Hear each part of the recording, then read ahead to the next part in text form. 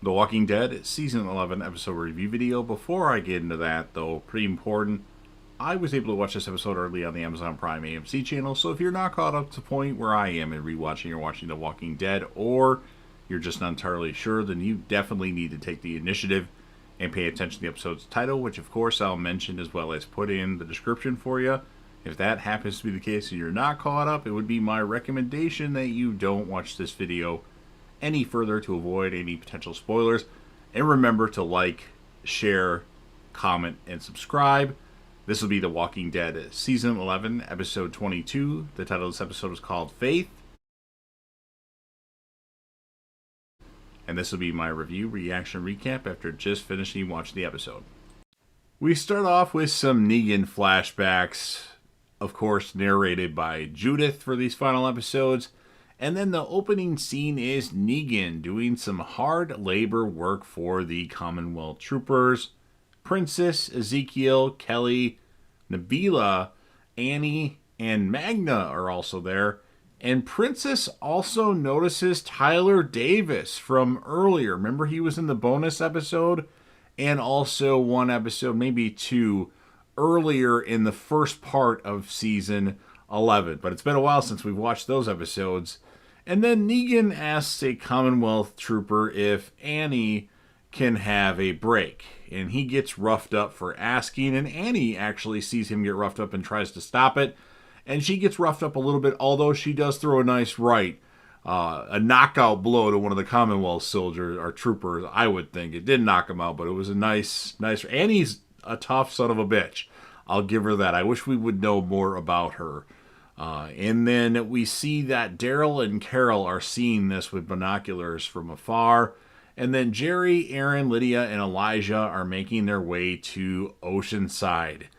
And then they run into Luke and Jules. We haven't seen Luke and Jules since season 10, episode 16, A Certain Doom, I believe, unless they were in the bonus episodes, but I don't remember them being in the bonus episodes. Luke says the Oceanside is no more as people from the Commonwealth took over. They want to get as far away from the Oceanside as they can.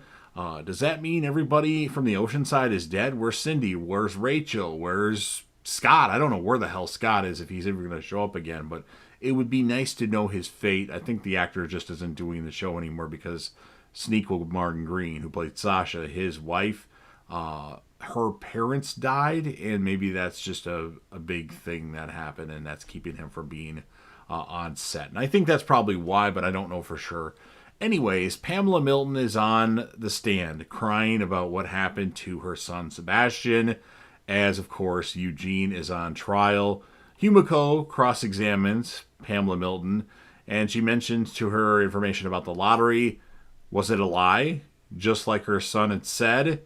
Pamela says it was a lie, and that was not her son. That was not her son on the recording. Then we see Daryl. He pitches to Maggie and Carol and others to go into the sewers to get into Alexandria.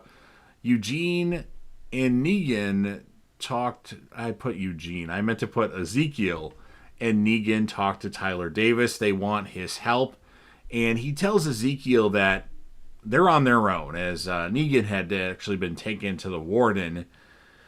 The warden asks Negan about them trying to keep track of how many guards are coming in and out, as they had like a little map drawn up. And the warden wants answers from Negan, but he says that other than his wife, those people hate my guts, which I think is kind of true, but I don't think everybody really hates Negan. I mean, Judith likes Negan, but where is Judith right now? We do not know. And then Negan is able to visit Annie and something that seems like it may be their last conversation together. At the time that I watched this particular scene, it seemed like a hunch. Connie and Daryl are in the sewer, which hasn't been around since season 8 in All Out War, I believe. And then Maggie and Carol are in a house at Alexandria, now known as Outpost 22, and they attack a Commonwealth trooper. Luke and Jules talk about Rachel. They had left her because she didn't want them to stay around and fight. and they haven't seen her, but that does not confirm that Rachel is dead. Although with the time that we have left on this show, I highly doubt we're going to see Rachel at all anymore. I just think those characters are just ridden off. Maybe she'll show up in another show, though. Maybe they'll do random spin-offs of minor characters. You never know. The Walking Dead universe, the main show may be ending, but there's lots of spin-offs to keep us occupied. Eugene says that, or I should say, Himiko says Eugene may lose the case. Max and Eugene talk. Himiko talks to Max that if Mercer were to get on the stand, it may change things for Eugene. So Himiko goes to talk to Mercer in his office. Mercer says him speaking won't change a damn thing and doesn't want to help Himiko out. Maggie's crying to Carol again, and Maggie gets a hug from Carol.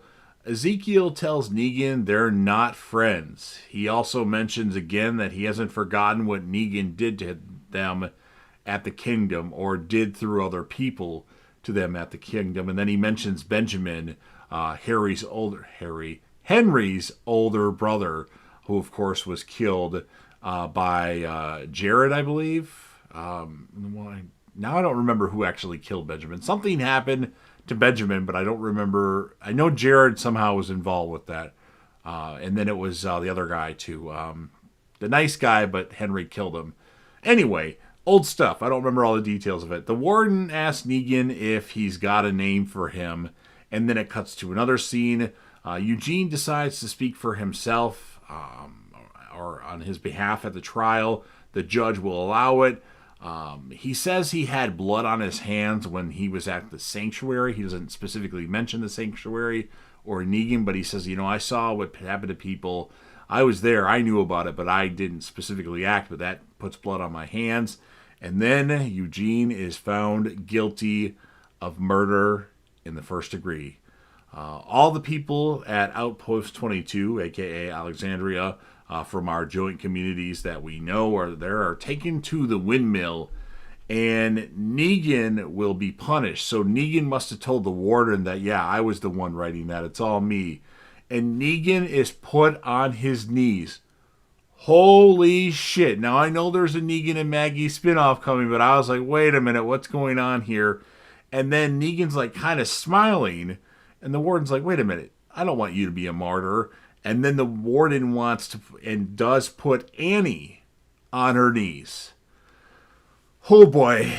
And then when it looks like they're going to get shot by these Commonwealth troopers with guns, I think he was going to kill both of them, but just not Negan. And Negan just wanted to be him. Then Ezekiel goes to stand in the way of them. And then everybody else that's there follows, like Magna, Kelly, Nabila, Princess, and everybody stand in the way.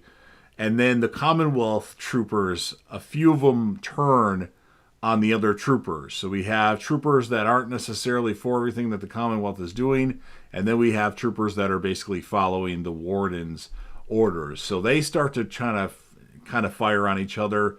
And then the warden, well, actually before this happened, he said that he admires their bravery and says, shoot them all. And that's when the stuff with the Commonwealth troopers happen. And then as something is about to go on down, Daryl and Connie show up, and Daryl takes out the warden. At the moment, he does not kill him. I thought he did, but he did not kill him. Maggie rescues Herschel, but Coco, unfortunately, isn't with him, and Herschel doesn't know where Coco is. That's what Rosita wants to know. And then the Whisper Guts trick for, well, actually, technically, it's just the Guts trick for Jerry, Aaron, Lydia, Elijah, Luke, and Jules. Negan, don't kill the warden. As Negan's about to kill the warden, Rosita wants to know where her daughter is, and the warden just won't say anything, and he says that you're going to lose everything. And then Rosita lets the Walker Commonwealth trooper bite the warden in the face. And then I don't recall if the warden is actually killed there. I can't remember now. And then Mercer, Eugene is taken to Mercer with a couple other Commonwealth troopers, and he says to Eugene, time to fuck shit up. as Eugene was thinking he was about to be executed right there. So pretty awesome moment, of course, which ends the episode. So this episode, I'm a little concerned that we're not getting any character deaths other than random people that are associated with the Commonwealth. But this was a really good episode of The Walking Dead. I really enjoyed it. I'm going to score this episode a 9.5 out of 10 because we got a lot of characters. Just not any deaths. I thought for sure Annie was going to be killed in this episode. I thought for sure that maybe Jules or Luke would be killed, or possibly Ezekiel when he stood in the way, but no, we don't get any deaths. So as far as my standout character of the episode, I have to go with Negan because he was willing to risk himself for everybody else. He was just very memorable in this particular episode, and I really did enjoy it. I just can't believe we're not losing any characters. Like, I don't know. I guess they're going to save them all for the spinoffs. Maybe there's like 4 or 5 other spinoffs that we don't know about that are going to be announced after the finale, which is in 3 weeks or so.